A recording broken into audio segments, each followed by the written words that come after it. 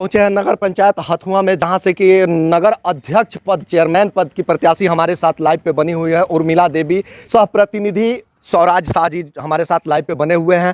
तो बहुत बहुत स्वागत है मैडम हमारे चैनल में आपका। नमस्कार, मेरा नाम उर्मिला देवी जी। मैं हथुआ से चेयरमैन पद का उम्मीदवार हूँ। नगर पंचायत की जनता से हमारा रिक्वेस्ट है, प्रार्थना है, हमें निशान का प्लेट वोट दे करके विजय बनाना है। जी, हमारे साथ सह प्रतिनिधि स्वराज शाह जी मौजूद हैं। तो स्वराज जी, आप किन मुद्दों को लेकर के चुनाव में आए हुए हैं? पहले तो आप लोगों को मेरा प्रणाम और आपकी जनता को, हमारे हथुआ की जनता को प्रणाम और आपके व्यूअर्स को मेरा कोटि कोटि प्रणाम है। जी जी। हम हथुआ में देखते हुए आए हैं कि सबसे पहले मेरे दो ही मुद्दे हैं, एक शिक्षा और एक है स्वास्थ्य, जो कि हम दोनों से बहुत रूबरू हैं। क्योंकि हम फार्मेसी करे हुए हैं तो हम शिक्षा का जड़ जानते हैं और हम पढ़े हुए हैं, इसीलिए हम शिक्षा जो स्वास्थ्य है वो हम स्वास्थ्य से ही पढ़ाई करे हुए हैं। फार्मेसी जो है स्वास्थ्य में आती है, तो दोनों ही जड़ हम जानते हैं और दोनों ही मेरा सबसे पहले टारगेट है, इसको हथुआ की जनता को इन दोनों चीज़ों से रूबरू कराना है। जी जी। तो बहुत अच्छी बात है कि आपका कहना है कि शिक्षा को हमें बढ़ावा देना है, और शिक्षा को अगर बढ़ावा देते हैं तो अपने नगर का विकास जरूर होगा। इसलिए कि शिक्षित जब समाज होगा तो समाज जब शिक्षित होगा तो हमारा यहाँ का जो भी व्यवस्था है वो सुचारू ढंग से ठीक होगा और सुव्यवस्थित होगा। तो सर जी, जैसे आप चुनाव में आए हुए हैं और आपकी जनता अगर आपको चुनाव जिताती है तो चुनाव जीत करके आप किस क्षेत्र में पहले विकास करना चाहें? देखिए, क्षेत्र तो नहीं कह सकते, मेरा पूरा हथुआ होगा। जी, जी, और पूरी जनता हमको, हथुआ की जो भी जनता है वो हमको वोट देगी। तो हमको सारे ही नगर पंचायत देखना है, चाहे मछागर हो, चाहे बगई हो, चाहे डोमाहाता हो, चाहे छोटा करौली हो, जितने भी हैं हमारे जो पंचायत हैं, हमको सबको ही देख के विकास करना है। क्योंकि हमारा नारा ही है सबका साथ सबका विकास करना है। सुख शांति से हथुआ का विकास होना चाहिए।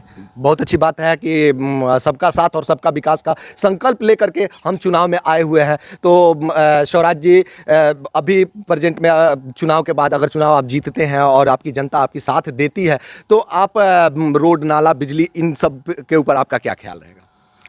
देखिए, ये तो सब गवर्नमेंट ऑलरेडी देती हुई आई है। ये गवर्नमेंट की सुविधाएं होती हैं, आपकी पर्सनल होती है और गवर्नमेंट सब देती है। लेकिन क्या होता है, जो नेता लोग होते हैं वो जनता तक नहीं पहुंचा पाते हैं। ये सारा फंड आता है, हर 5 साल में वो फंड आता है, निश्चित है आता है। लेकिन एक्चुअली क्या होता है, जो भी हमारे खड़े होते हैं कैंडिडेट, जो भी जीतते हैं, उनको फिर ये सब दिखना बंद हो जाता है कि हम जनता के लिए, हमारा जो पैसा है वो जनता के। एक्चुअली क्या, जो जितना भी पैसा आता है ये सब हम लोगों का टैक्स का आता है, क्योंकि जनता सबसे ज़्यादा खरीदती है। और जो MRP होती है उस पर लिखा होता है नीचे एक लाइन, ऑल इंक्लूडेड टैक्स, जो उसमें सारे इंक्लूड है टैक्स जो गवर्नमेंट हमसे ले रही है, चाहे 18% हो, 12% हो, 6% हो।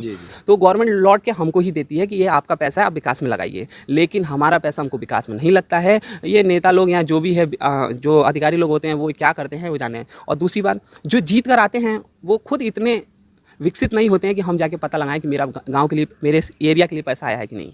उनको पता रहेगा कि हाँ मेरे इतना पैसा आया, तभी वो विकास करेंगे। उनको खुद नहीं पता होता है ब्लॉक में क्या करना है, किससे बात करना है, कैसे बात करना है। जब तक ये वो नहीं जानेंगे तो क्या विकास कर पाएंगे। जी जी। तो सही बात है कि जो सुयोग्य और कर्मठ जो प्रत्याशी होता है वो उन्हीं को वोट करना चाहिए। और सुयोग्य और कर्मठ प्रत्याशी स्वराज जी हैं जो कि इन्हीं मुद्दों को लेकर के चुनाव में आए हुए हैं। तो सर जी, आपकी जनता आपको चुन रही है, आपको अगर अध्यक्ष पद की गरिमा बना रही है और आप अध्यक्ष बनते हैं तो सर, बड़े बुजुर्ग और वृद्धा जो महिलाएं हैं उन लोगों के विषय में आपका क्या ख्याल है? देखिए, सबसे पहले तो जो वृद्धा लोग हैं और बुजुर्ग लोग हैं, सबसे पहले जो वृद्धा लोग होती है 60 साल के बाद पेंशन आती है, गवर्नमेंट उसको देती है। लेकिन आज तक कोई भी अधिकारी या फिर नेता जाके किसी की नहीं बनाता है ना, क्योंकि उनको मतलब ही नहीं है 60 साल से कि 60 साल है, ये उनको बताना चाहिए। देखिए, अगर हम लोग ट्रेन में भी जाते हैं तो 60 साल टिकट करता है।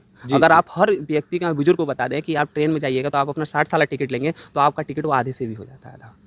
जब आप हम लोग बताएंगे तब नहीं लोगों को। ये मतलब जागरूक करने वाला हाँ, चीज़ है। ये आप लोग गांव में जाते हैं या जनता से फेस टू फेस बात करते हैं तो ये सारी जनता बताना, ये जनता का बेनिफिट का, आपका उसमें कोई बेनिफिट नहीं है। उसमें जनता का बेनिफिट होगा। कोई भी सुविधा है, जैसे गवर्नमेंट की अभी एक सुविधा चली है जिसको जन औषधि केंद्र कहते हैं, उसमें बुजुर्ग के लिए स्पेशल है वो, क्योंकि वो गरीब के लिए जो दवाई, मतलब जो शुगर की दवाई है, BP की दवाई है, जो बुजुर्ग लोग खाते हैं डेली का, उन्हीं को शुगर और BP होता है अधिकतर। तो उनके लिए गवर्नमेंट ने ये सुविधा निकाली है कि जाके आप संपर्क करें, लेकिन वो किसी को नहीं पता है।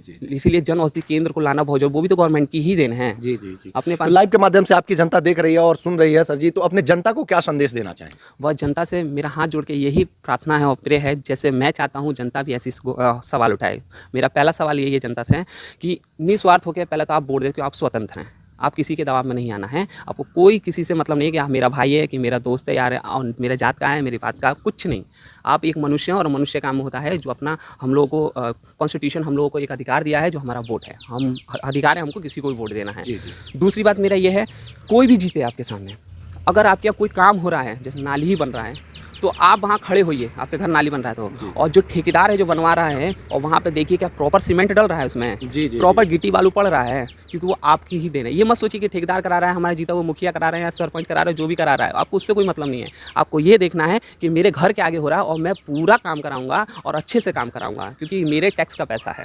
वो गवर्नमेंट पैसा नहीं दे रही है ना, वो हम लोग ने गवर्नमेंट को दे, तब रिटर्न गवर्नमेंट हमसे दे रही है। तो हम देखेंगे हमारा प्रॉपर काम हो रहा है कि नहीं, कि 7 अगर बोरा आया है सीमेंट का तो 7 बोरा डल रहा है कि नहीं, ये आपको देखना है, ये आपको कोई देखने नहीं आएगा। अगर आप वहाँ पे प्रॉपर काम लेंगे तो वाकई में जो नाला 2 साल चलना था वो 5 साल चलेगा, 7 साल चलेगा। बहुत अच्छी बात है। तो आप अपने जनता से क्या अपील करना चाहेंगे? क्या जनता से मैं ही अपील करना चाहता हूँ कि आप लोग हमको सपोर्ट करें, हमको वोट दें और अपना नेता ना समझें, अपने बेटा समझें। जी। अगर आप लोगों ने नेता समझ लिया तो समझ लीजिए आपका कोई भी काम नहीं करेगा। अगर आपने किसी को अपना बेटा समझ लिया तो आपका बेटा हमेशा साथ देगा, शुरू से लास्ट तक देगा साथ आपका। बस यही अपील है कि मेरा चुनाव चिन्ह जो है कप प्लेट है और क्रम संख्या 1 पर है। बस आप लोग से हाथ जोड़ के मैं प्रार्थना करता हूँ पूरी हथुआ नगर पंचायत की जनता से कि हमको सपोर्ट करें, एक बार हमको सेवा का मौका अवश्य दें। चलिए, बहुत अच्छी बात है। आगे से जो भी अपडेट मिलते रहेगा मैं आपको देते रहूँगा। तब तक के लिए धन्यवाद। धन्यवाद।